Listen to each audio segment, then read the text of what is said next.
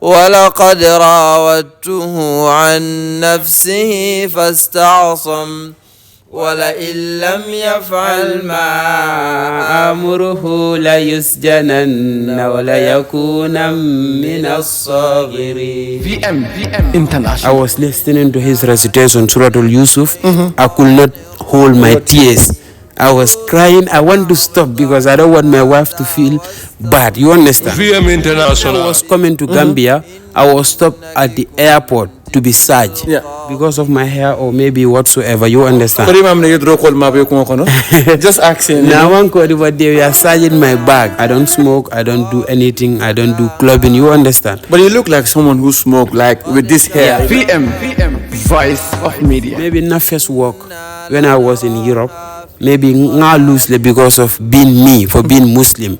Because it is not right pour la boss here by because I'm Muslim or wala kudo. Also I always play Quran. Sometimes they come and say, this is beautiful voice. Is this a music, different type of music? I said no, this is Quran. They said, you mean people ask you whether people music? Yeah, people who are not Muslim or who don't know Quran. Like, is this music? And I tell them no. This is Quran. VM International. And also you ask me why I choose Muhammad as my favorite reciter, right? Yeah. And Munan Nanga Muhammad imitate.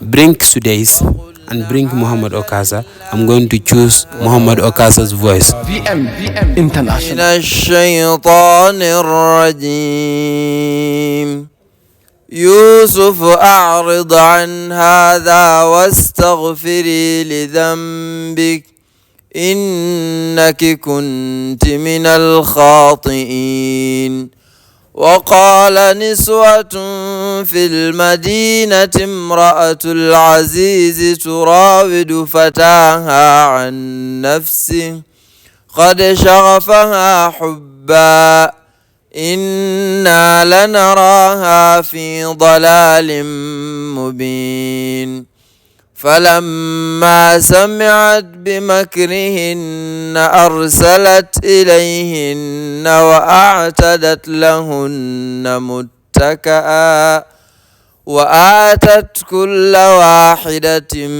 منهن سكينا وقالت اخرج عليهن فلما رأينه أكبرنه وقطعن أيديهن وقلن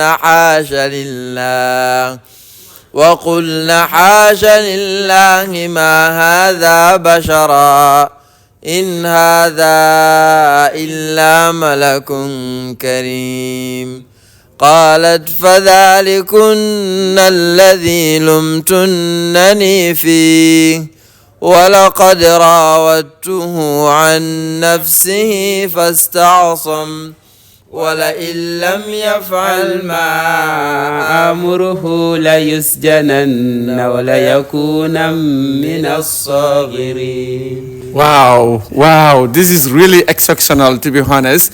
Wherever you are, type below the comment by saying MashaAllah if you love it.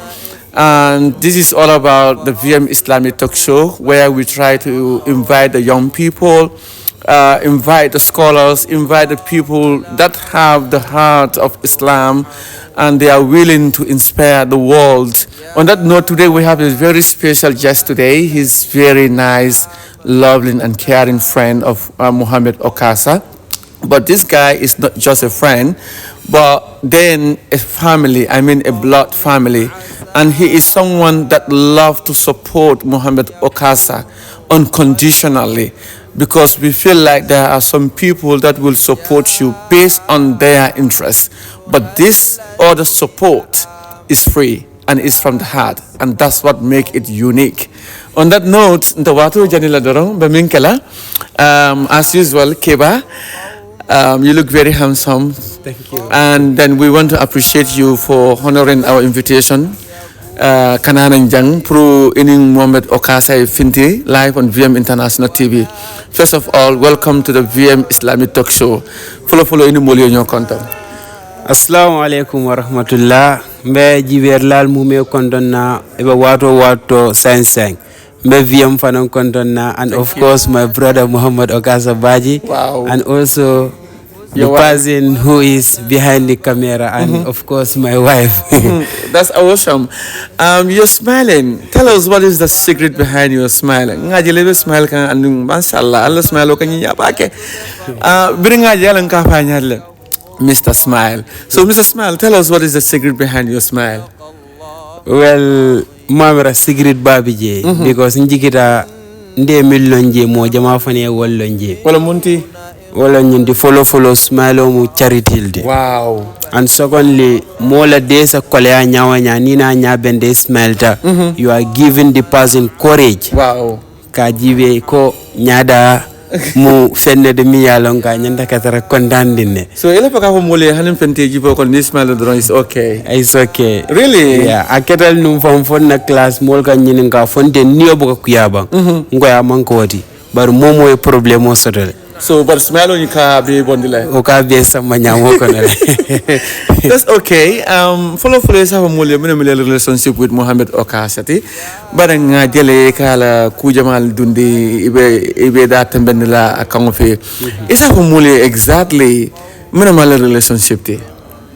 Na relationship ni ngombo mu me fola ni interview ko na jang. O besin o daman sinake 2 hours topic ko tata banna ka fo. Wow.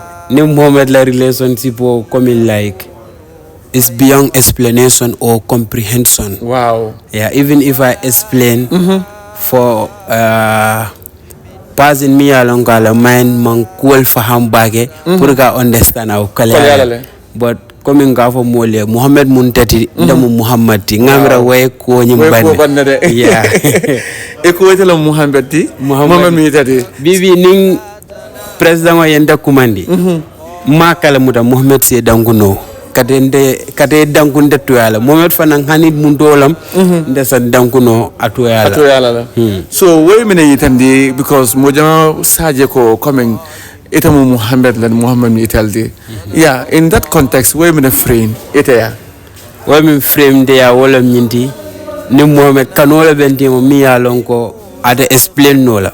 Ini mo sa bono kono killing bari wakanu sifa maybe atata rono alti mamma foko coming multi jemil yalan ko kano bete mo nyam but what I'm explaining ko kano mu fengol ti mi yalan ko alala ka ke mol sondo moko anu ni Muhammad la kano amanka coming ka fo nganyo jela nganyo kanu damba amanko damandi bari it is from God. Allah. Yeah, because nganyo kanu alala ka anonga ini mola dia nini mo dia al moka kuya sometimes ningo kuya maybe modo safono ya problem bar so something like that but comme nga kuga binyalo nga manyinya Mohamed ya fanya yala sometimes tonya boka dia tonya inset kumo fono Mohamed tonya te dia la yala wo sifal mbollel exactly but then it is like ni Muhammad mboka kuga no nyokoma. Wow. Yeah, that is the love we share and also we are like brothers. Yeah, iko coming Allah kano is from God. Kodol fanam bukat na coming Muhammad ka kodol ke fanam ko ka ngal nal be muslim wodi an ngal be ko ku kele wala ka ning anata ala fanala. But basically in kanjele ka Muhammad la voice du ni la voice kato. Mana ne ko olke. Okay, first of all, what important the bakele puruka wo fojang aninka nyininka jam because most of my videos nga fole jama mo jama kam break ka fanya ko kango diara bagele wala nkatara live wala na video de comment section o ka fanya kango diara bagele nga foye ko ala baraka bage bari nyi munna brodal dia man ken dafangati bari dol video bu ka song hani bi because ndaka ta nyama katale exactly man fa understand. So, but when I recite the same verses from the Quran and the same surah, it is going to be a different voice. Wow. Like many people out there are gifted, they can just imitate Muhammad Okasha Badjie and like it has totally no 100% perfect. But when you listen to it, you feel like this is Okasha reciting or he is imitating Okasha. Yeah. But me, nga trale abuka work no. Wow. Yeah, alala kuwel jere.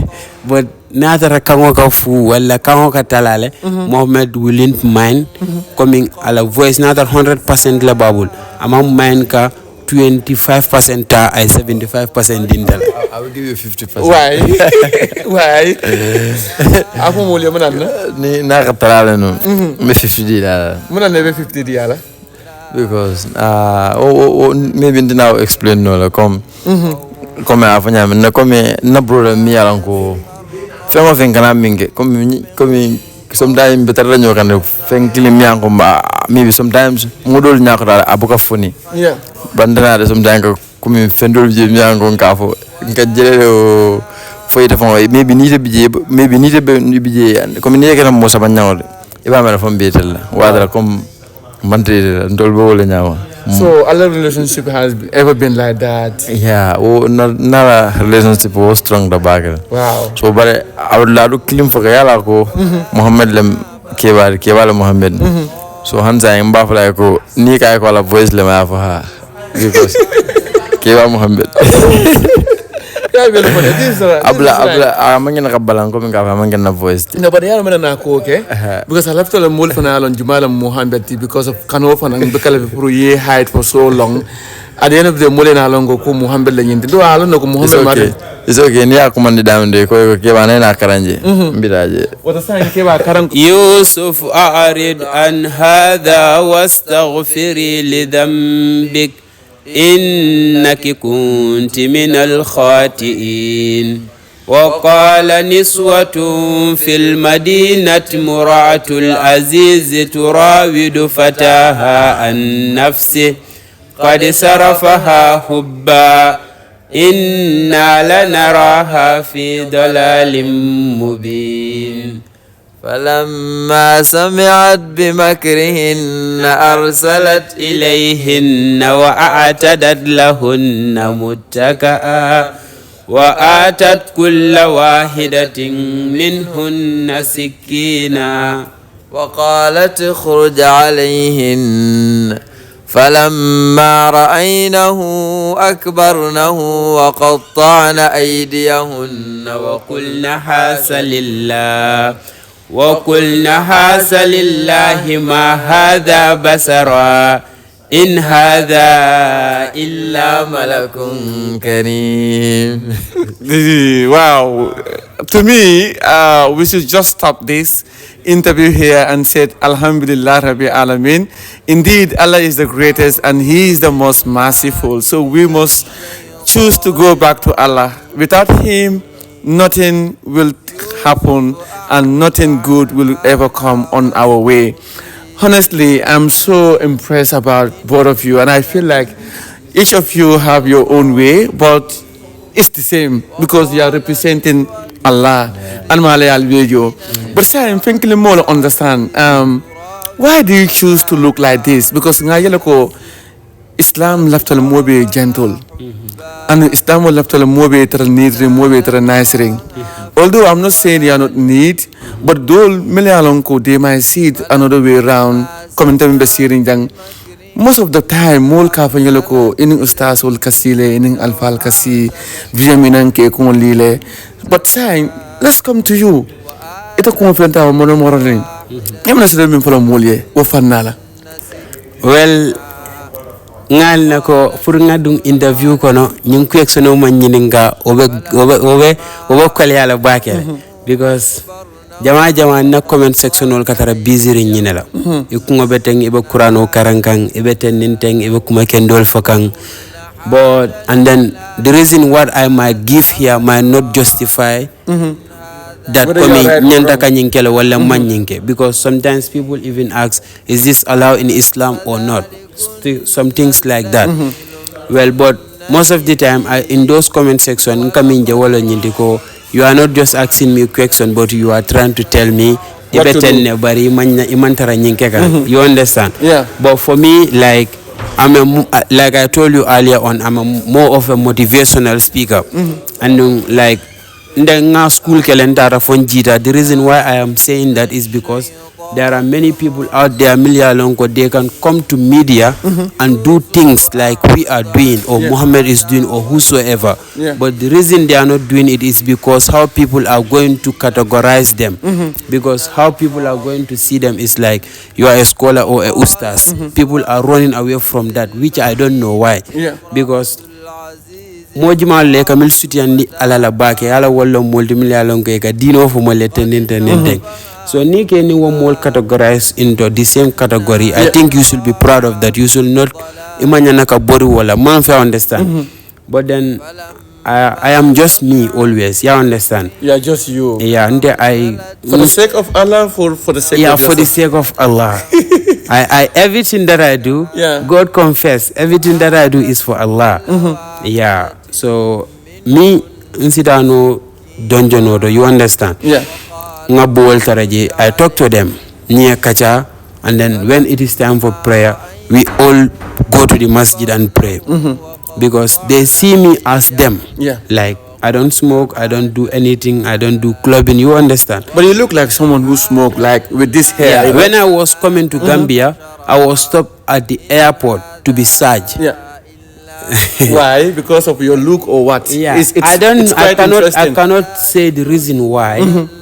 Because like people say, everyone is entitled to their opinion, and also people can see you and judge you anyhow. Some people out there, when they look at you, they don't just see a human being. They don't just see themselves in you. They categorize you as someone or whosoever or whatsoever. You understand? I was asked to come and be searched, but I don't know the reason, but I respect it because everyone can go through that as long as you travel through. You understand? They can go to the airport and they were thinking like you are a criminal, or I maybe don't know what they were thinking. You were thinking. Yeah. Not what they were thinking. Yeah. I think because of my look, not because of my look, but because of my hair or maybe whatsoever. You understand? Just asking. Now one code, but they were searching my bag. Okay. Yeah, but I was like, Netherlands police, Netherlands security, you mean Saji Maje. I'm not looking down on Gambia because I was just away from here like 7 months, and I could choose to go to any other country for holiday. When I was coming here, I was asked many questions. Why do you choose Gambia? Because you just left Gambia. Are you not a Gambian? I'm a Gambian and I really love. So why are they asking you these questions? Because they think, miracle. Like atariatale, man for understand. But to me it is just normal because, for instance, Muhammad is here. Let me take an example of him. I miss him so much. Sometimes my wife tell me, you miss Muhammad. I said, yeah. You miss this? I said, yeah.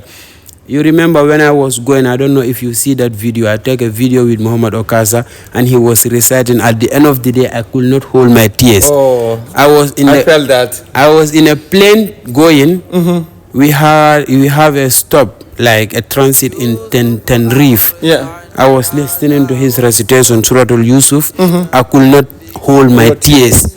I was crying. I want to stop because I don't want my wife to feel bad. You understand? But I could not. I tried so much, but I could not stop it. You understand?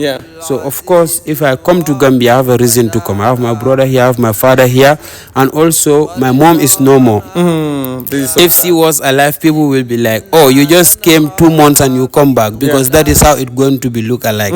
Because it is not going to take me 7 months when my mom was alive. That's right. But then my father is alive.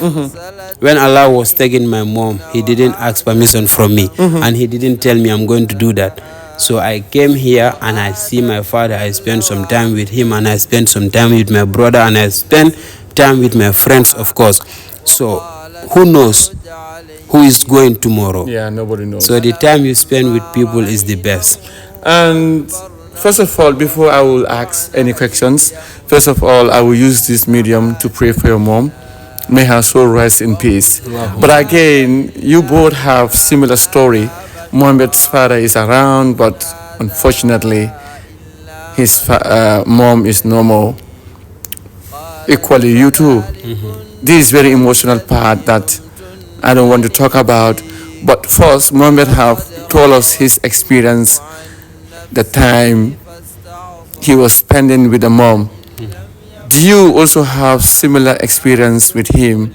And how did you both cope? Like after losing your mom, he lose his mom, but then you both are friends. How do you cope that?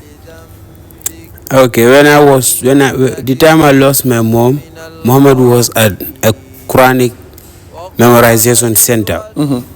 Yeah, but the mom was there. Like I was crying when I lost my mom. I have a very strong connection with my mom. That is why Ninga Mol Jenny Bamal, they don't have a good relationship. I ask myself, are you really okay? Because why? This is the question. This is a question. Why? So your relationship with your mom, like my relationship with my mom was so strong. Like maybe ya jele chat soli ni Bamal ka kenyame. So but then how where you manage to cope. First of all, it's because my mom taught me about Allah. Likewise, Muhammad too. And what did Allah said? We are going to test you, and it could be in any ways. There are people who never see their mom. There are people who never have the chance to see their mom. That's right. Yeah, you understand?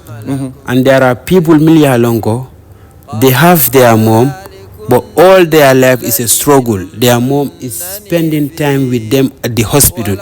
You understand? And there are people also who lost their children in the time of giving birth. And also there are people who lose their parents in the time of giving birth. So like Tesol Gasiale. But then the reason why we were able to cope with the pain, I will tell you this. You live with your mom now? Yes, absolutely. I pray she live long. I pray, but the reality is that is going to pick one of you one day. It could be you or her, but her prayer point is nduatale VM yambadi and alma kanake sandi kodi alma ala be fananso janatu firdaus but ni ba ma bande ala minkake a pen nyimboka explain no for ni you go through it comme inde fembe explain de wala Muhammad wala momo ni ba ma banda it cannot be explained. No wordings can justify the pain or whatsoever you are feeling at that moment. And also there are people who are going to come to you, your aunties, your uncle, the friends of your mothers, and so many people. Do you know what they are going to tell you? No. We are going to be here for you. It is true. They are going to be there for you. Yeah, but not as your mother. Nobody can replace that woman. She can never be substituted. So I always tell people, like, you have your mom, take care of her. And then ni fode bamala, like ndol today we are able to model bije 40 la parents they lost their ways. They ran into drug. Even though losing your parents does not justify you should do such things, but people do that. Man, I understand. Yeah. But then we are able to stay on the track, and also no one is perfect. Kullu bani Adam khata. But the prayer point is Allah never to take our soul until when He is happy with us, and also let Him keep us on this straight path. And maybe some people are looking at us and telling like ikafoko iba katakane. Yeah, we don't feel proud of that. We don't feel proud of that. But I always tell this is out of the topic, but I always tell you people this, and I think this is a platform to also talk about this. Gambia, you have Muhammad Okasha. I'm not talking about myself. You understand? You have Muhammad Okasha Badjie. Last time I write something on my Facebook page. I said he is not looking for recognition, but Gambia should cherish what they have. Of course. They should cherish me at school, at workplace, wherever. I'm always me. You understand? Maybe not first work when I was in Europe. Maybe not loosely because of being me, for being Muslim. Because it is not right pour la boss here by because you Muslim or wala kudo. But as a problem do create no purgat na ka problem o dila dollar. So but I always pray. No one pray in the working place, and then there are Muslims, many Muslims. But I pray. At the end of the day, he start problem start take a make, and then I was like, I deserve more respect than the money you are going to give me. So assalamu alaikum. You stay away from it. And also I always play Quran. Sometimes they come and said, this is beautiful voice. Is this a music, different type of music? I said, no, this is Quran. They say, you mean people ask you whether people it's music? Yeah, people who are not Muslim or who don't know Quran. Like, is this music? And I tell them, no, this is Quran. Some people know Quran, like this is Arabic stuff. You understand? They said Arabic language. I said, no, this is Quran, the word of Allah, the word of God who created me and you. But maybe sometimes it go into deep to talk about it. But I'm just telling, like neither than not TikTok, there is this video me along pin. I was there with one of my friends. He came from Syria with the wife. I was playing Surah Al-Yusuf. He was listening to it. You go check I will check. Yeah, and see. Everybody feel it, like they feel like they are like, some people they tell me like, I wish he's from our country. When you go to Nigeria, they wish Muhammad is from Nigeria. When you go to Ghana, they wish Muhammad is from Ghana. Saudi, the same thing. So what I'm telling Gambian is that Muhammad is not looking for recognition. You understand? We are not looking for that, but I am telling Gambians to recognize and cherish what they have, because mojama ka fa Gambia buka ila mobile muta fenti. Bari ka modol muta fenti milialon ko mobile le muiti. Ni jibe imanka mobati. Andon ningo moba mafo moba. Mafo waro kamba waro mo alalta. What you are capable of doing, you know? Yeah. Like there are many programs milialon ko tambita jang. I'm not like attacking anything or whatsoever, you understand? Yeah. But for instance, I don't talk about politics, and this is not about politics. Sometimes when you talk about the development of the country and how things are going, they categorize you as talking about politics, which I am not into, you understand? Yeah. But for instance, OIC summit that was Mintamiraja, I am sure when you ask Muhammad to come to that summit, if you pay him, he's going to appreciate it. Yeah. You understand? I'm talking on behalf of Muhammad as me.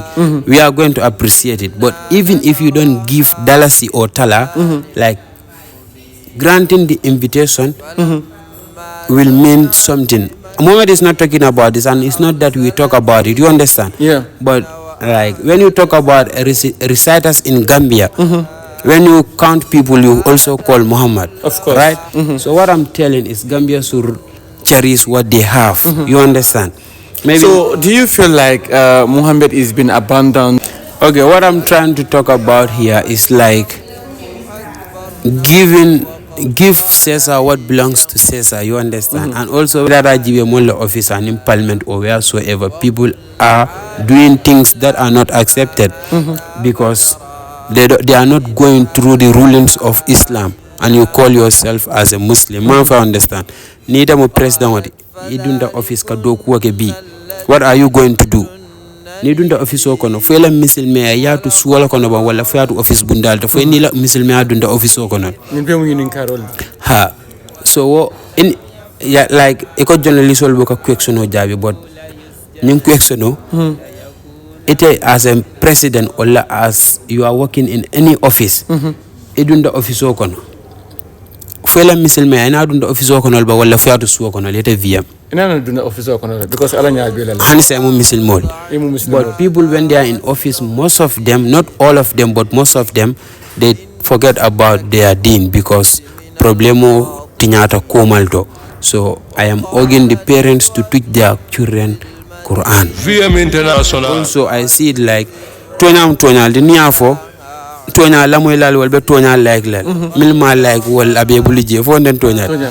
Comme ngam fo mole wala nyinti yakate baraka rek because ni la faka tonya fo moye ni ndala faka tonya fo VM ye wa tara ndala sima wala na man bodo marim VM labul tonya mu nambe continue la ko foye so baraka rek e do ko wage ye fentra be min kela moya kewo moma kewo ya ke famwe moye push wo mome push wo ye fam push because we live in a society whereby even if you are in your house if famala house mbolle you are not giving something out. Ita buka cash power, ita buka serve no fongo san no diningo lekele uniform oku what can you tell those kids in a society where we live today?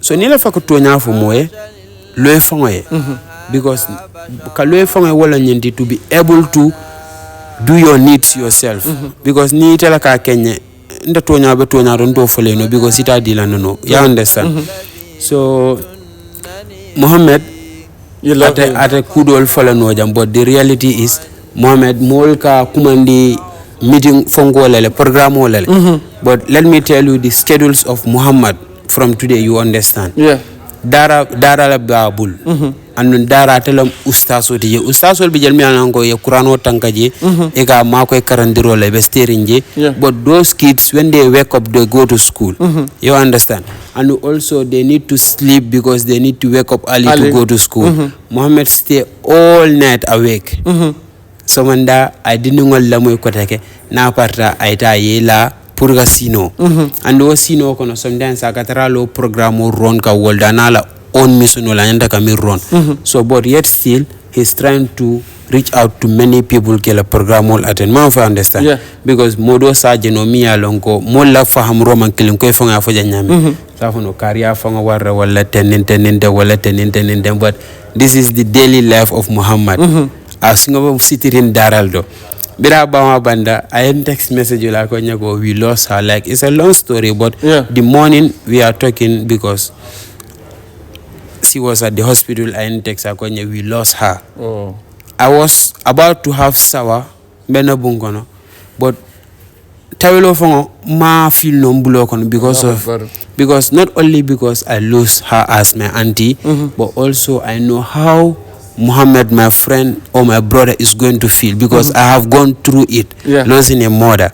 You can understand. So, a topic going, Kujamal Milya is a Kachano Jandung. Many people learn from it, but what I'm going to tell people is like, if you see any goodness in Muhammad, it is because of his mother. If you see any goodness in me, it is because of my mother. So, message to the parents mi yalon ko mbafala nim mande ka kan wala wala nyindi ko idingo qur'ano mo mapoldi dunya la mapo ndesan ni nata jang in this hotel you need to know places in order to know where you are going to or what you are going to eat or whether you can walk through this water or what or you have to swim so qur'ano mo dunya la mapoldi ni lafte yedda habi yedda ha sama idingo karandi alala idingo karandi Quran wala banina ra jibe ndabe dara sondance dinol camera ndam ustaz ledi fam but I'm not man fa understand it is because no friend netam darati and they give me the same respect as they give to Muhammad so sometimes dinol kanana ne like they I'm treated like ustaz there I know right like dinol setara no hanada dinol nada dara 2 o'clock 4 o'clock wala 5 ko Muhammad ko ndada dara ko non ko go alji jiwaro sidale bi they are going to respect that word and your close so bare mim kake kesti jama wala nyindi bamal dingol mil ko jari ka fe ko la baynan dara wala nin dinol jitanan school ya fe ko alta dara man fa understand e kaja dingo katara school Monday Friday Saturday Sunday and Friday Saturday nin Sunday anyanda ka minta dara from morning I murnam koteke ika foye fanan akata study lando study 4 la ka ji wala 5 ite jumala je Gambia mi alongo this is the reality like emin je Gambia mi alongo I English school ga data fa jita without a business ala doku wole kodo nyin siama firinda fa la family be nafa at the end of the day nke kumandi minela ebe sunya role but that is the reality it is not like because ni ajibe like me as a governor or me as a minister my salary is not up to 50,000 but 1 month 2 months 3 months I am able to build mansion these are the realities that we need to we need not to avoid because we need to talk about them so idingo karani alala ay alalong anata fempen soto wo kono wado salonko alala la nyuno wati bari follow keta alala kamba and also you ask me why I choose Muhammad as my favorite reciter right and munan nanga Muhammad imitate bring Sudais and bring Muhammad Okasha I'm going to choose Muhammad Okasha's voice when you choose maybe for someone like when you bring Sudais and you bring Muhammad for Muhammad, he's going to choose Sudais. Yeah. But everyone has a choice. Yeah. And I am speaking from my heart, and Allah knows my intention, and that is the reality. Muhammad, beside any reciter, I choose him. VM International. This is amazing. This is so amazing about you.